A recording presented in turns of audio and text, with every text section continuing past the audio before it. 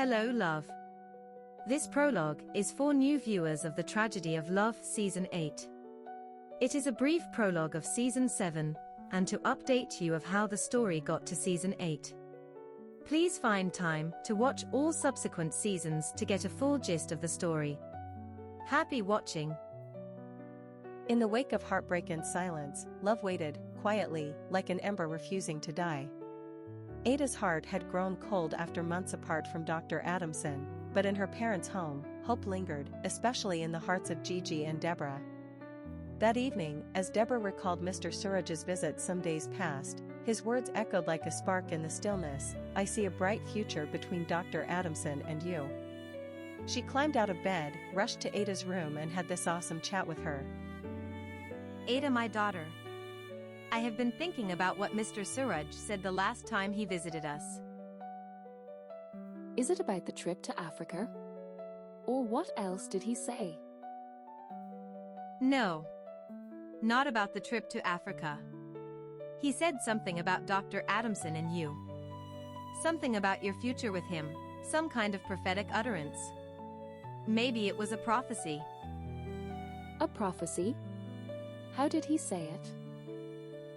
Yes. He said, "I see a bright future between Dr. Adamson and you."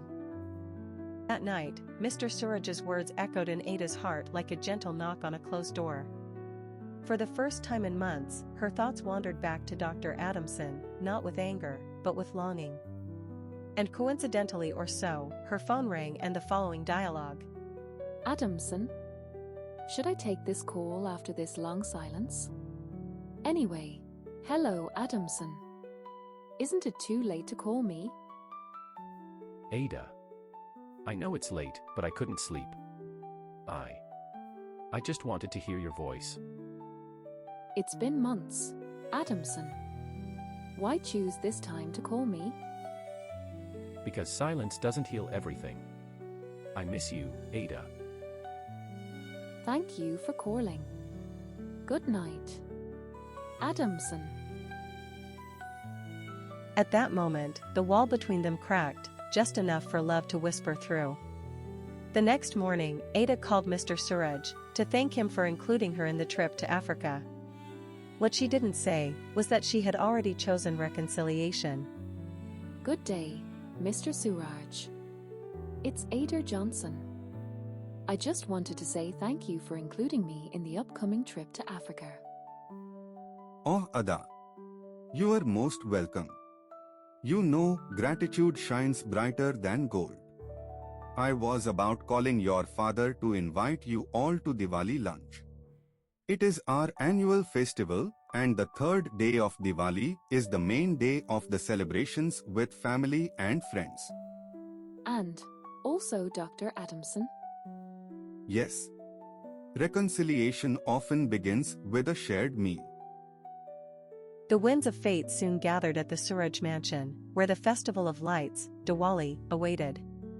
Beneath the glow of lamps, hearts once shattered would find warmth again. Ada arrives with her parents. Moments later, Dr. Adamson enters. Their eyes meet across the crowd. In a world where pride built walls and love fought to survive, one prophecy would change everything.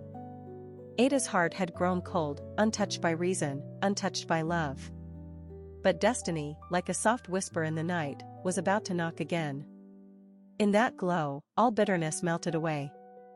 When light and love join hands, even shadows retreat. And so began a journey where business and destiny intertwined, a journey that would lead them to Africa, to forgiveness, and to the rediscovery of true love. That was it. Ada and Dr. Adamson left the UK to Africa, flimsily reconciled, but came back heartily and closely knitted together. And so, welcome to Season 8 of The Tragedy of Love. Ada and Dr. Adamson directed the taxi operator to change the route from Dr. Adamson's 6, Yorkshire Crescent to 80, Lewisham Avenue, the home of the Johnsons, to cheer the good news of the reversal of the DNA results that caused serious consternations about 3 years ago. Gigi and Deborah Johnson were at the door to receive the recuperative lovebirds from the trip to Africa and broke the news verbally that Ada is indeed Gigi's biological daughter. Ada instantly called her mother, Jolato, to break the good news and hear their phone jubilation. Hello, Mum. Hello. Hey. My daughter, Ada, has your plane landed safely? I praise. Yes, Mum. We have arrived to a jubilation. Mummy, you have been vindicated. That DNA report was truly not mine. It belongs to another African girl. What? Oh. God heard and answered my prayers. Today should be the happiest day in my life. Your father and his mother have to compensate me for insults hauled on me 3 years ago. I told them the truth, but they did not believe me. God has vindicated me. Yes, Mummy, we all have to compensate you. I am so happy. Let me call Mum RD and I will get back to you. Gigi invited Ada and Adamson for a chat about the steps forward about the consequences of the false Atlas Diagnostic Laboratory DNA report and this dialogue. I have invited both of you here to deliberate on what to do about the false DNA reports which affected lives here and in Africa. Yes, Dad. I have discussed it with Adamson and we weighed the injuries, trauma, and distrust the report had caused. We thought about legal action to ameliorate the pains and losses. You guys are on the right track.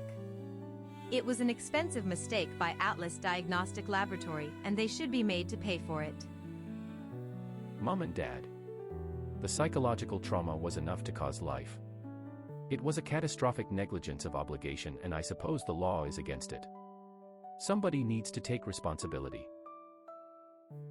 A few days later, Gigi, in the presence of Deborah, called Jolato to tender an honest apology for the unprintable words he unleashed on her about 3 years ago. In their phone chat. Hello Jolato, this is Gigi calling. How are you doing? Give me one good reason why I should speak to you. Because I am the biological father of our daughter, Ada. I know that we almost put the DNA thing behind us. That false report did not affect my relationships with our daughter, so give me some credits. I want to say that I am sorry, please forgive me. Yes, Jolato, the report did not mean anything to us. I was preparing to adopt Ada in the worst scenario. So, find a place in your heart to forgive Gigi and Mama D.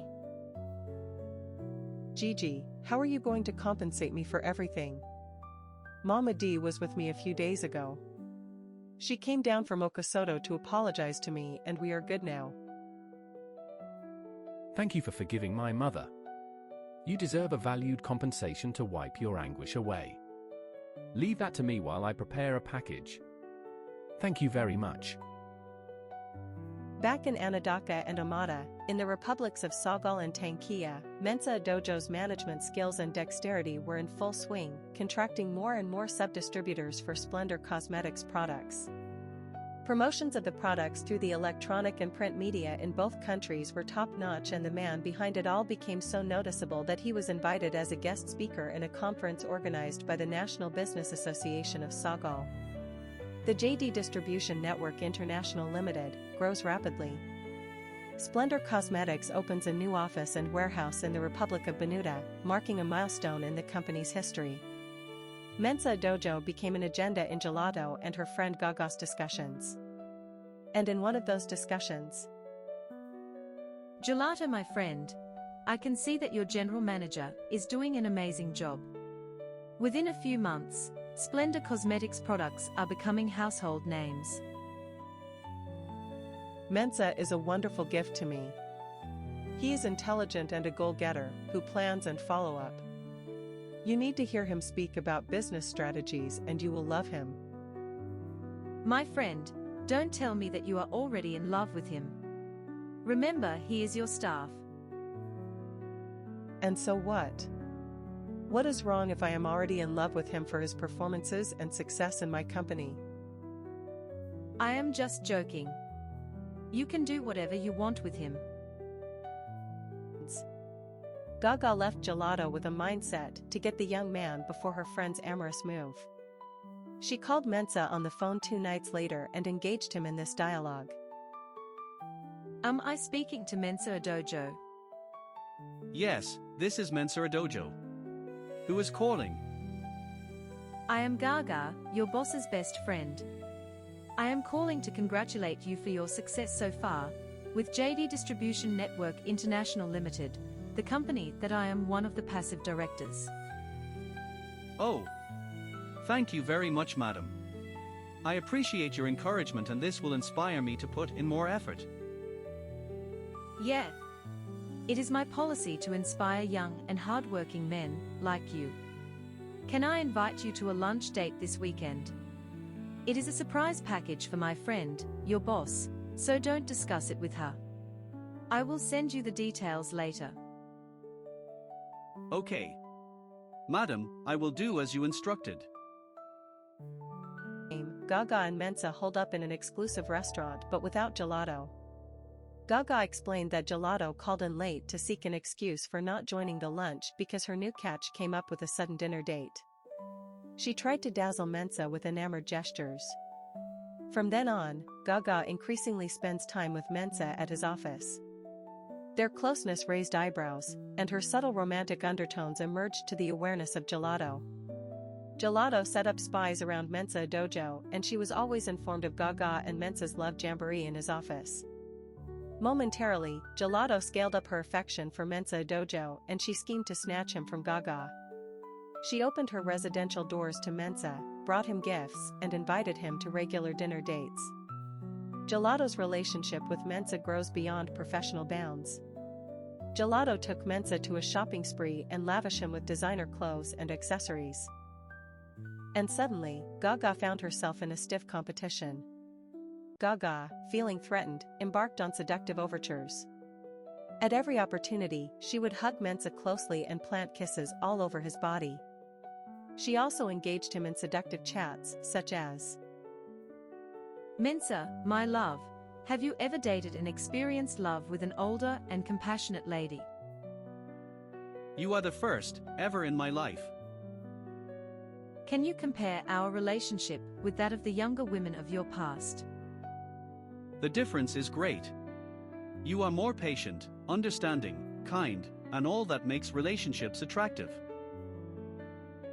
What about in bed? Simply put, you know how to handle me. You ain't seen anything yet. Wait until I bring out the beastly lover in me. How about my friend, Jolato? Is there any comparison? We are not in such a relationship. It's simply the employer and employee relationship. Okay, I have no reason to disbelieve you, my love. Jolato unleashed a masterstroke to commit Mensah to herself and to herself only. She promoted Mensah to the enviable position of the managing director of JD Distribution Network International Limited, thus recognizing his dedication and achievements, but most importantly to block him from Gaga. The warehouse and office staff of Splendour Cosmetics products in Omala and Benita branches were invited to celebrate Mensah Adojo's elevation. Back in the UK, Gigi and his daughter, Ada, consulted Boyd & Boyd Associates, counsels and immigration lawyers.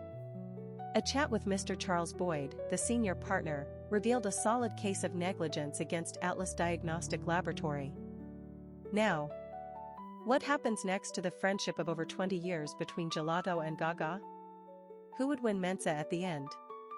And how would the DNA case against Atlas Diagnostic Laboratory develop? Watch out for The Tragedy of Love, Season 9. Alright. I can't wait to know what Mensah Adojo would decide. Would it be love with career, or love without it? Also, can Atlas Diagnostic Laboratory wriggle out of the negligent DNA report legal threat? Season 9 holds much suspense and intrigue. Watch out for it next week. Like, share, comment, and subscribe.